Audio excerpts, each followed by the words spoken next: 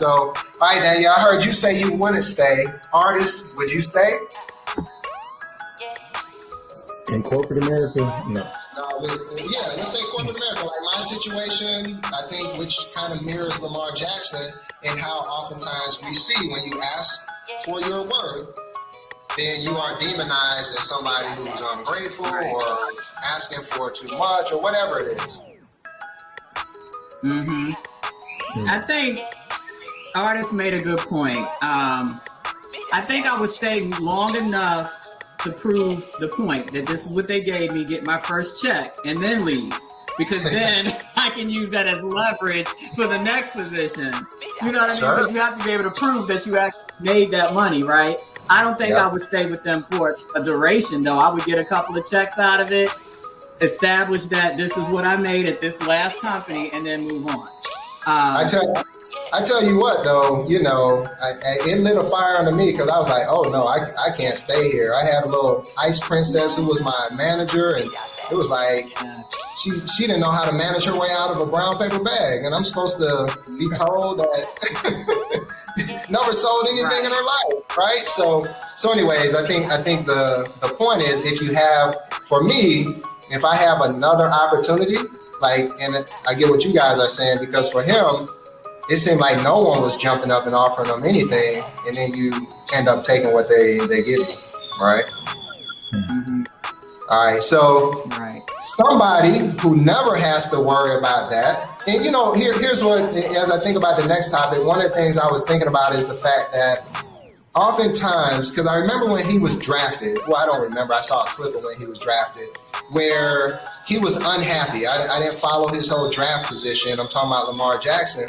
But Deion Sanders was interviewing him, and he was heated. He was like, I'm going to show and prove, I'm going to show and prove.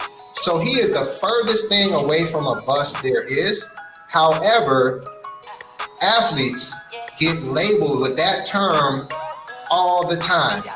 And it's most oftentimes, not always, most oftentimes these are black athletes, right? And we just pile on. Yeah, he was a bum, he sucked, this, that, and that. But how come we don't ever talk about the biggest bust in history, like the ex-CEO of Yahoo? Are you all familiar with Marissa Mayer? Yes. All right. Does that name ring a bell? No. All right, so guy, he's the investment guy. I just do real estate. So check it out. So here's why I bring her up, and here's where it ties in, because we're talking about the fact that, at least I brought up the fact that in the NFL there's some, mediocre people who are getting paid as if they are elite. I know firsthand, I saw people who were managers, right? Some of which I worked for, who couldn't manage their way out of a brown paper bag, right? I remember one, he reminded me of Barney Fife. It was like, but when they told me how great he was, as if he walked on water. I'm like, y'all got to be kidding me. And then as soon as he left, they were like, yeah, that guy was a train wreck. But when I was trying to say it, when it was actually happening, y'all want to act like you don't know what I was talking about, right? So the reason I bring that up is because oftentimes you're told, like, people like Marissa Mayer is like this superstar. She became Yahoo's, president. She was like 36 years old or something crazy like that, right? And she was like this whiz kid in Silicon Valley and all of that stuff. But it turned out she was none of that, right? Matter of fact, do you all remember Tumblr? I don't even know if it still exists, but you all remember that? Mm-hmm. Yeah. I barely remember. I didn't have it. I remember hearing about it. But I remember it. Yeah. So she paid $1.1 billion for it.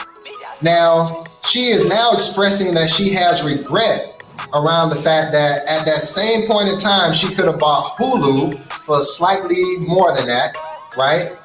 Or she could have even bought Netflix, both of which they analyzed these companies.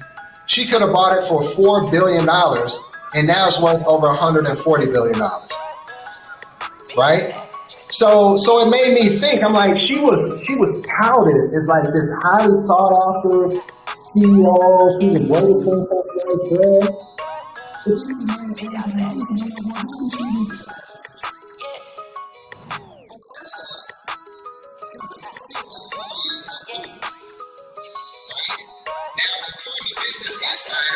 she slept with her boss, Larry Page, which is the co-founder of Google. She rose through the ranks quickly. And then she got credit for everything. The search engine, the Google Maps, the Google this, the Google that. And then 5 years later, she cashed out big time when Google had their initial public offering, IPO. And then she partied like a rock star after that, right?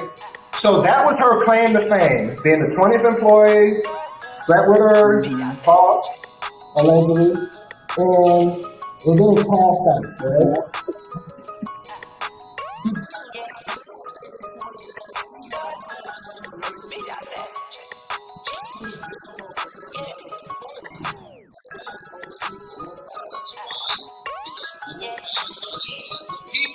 So she has a tough time communicating with people.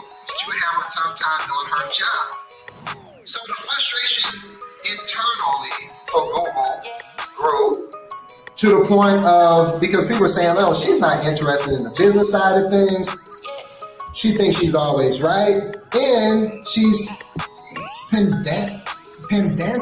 I had to look that up. I didn't even know what pedantic means. Do you all know what that means? No. So that means you're not alone. That means she had a nitpicky leadership style. Okay. Right? Okay, in other words. Yeah. So let's think about all that. So, given the fact of sleeping around at work, you know, not being well liked by employees and the consumers and things of that nature, yet she gets rewarded by becoming the CEO of Yahoo. Do you all think we could ever done something like that? Yeah, you have to sleep with the CEO. That's the that's the key. That was it right there. That's up to you, man.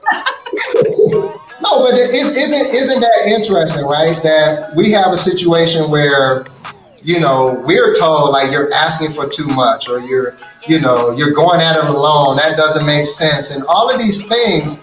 Yet these other people are held up as if they're the smartest things on earth, and that just isn't the case.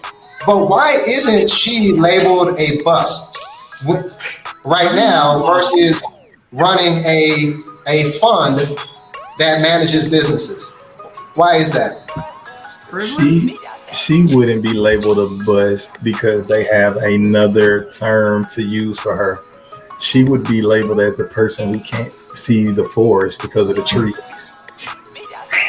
That would be the way they would describe her, instead of literally giving her the term that she seems to deserve. When it comes down to certain people in corporate America, you know, they protect certain people.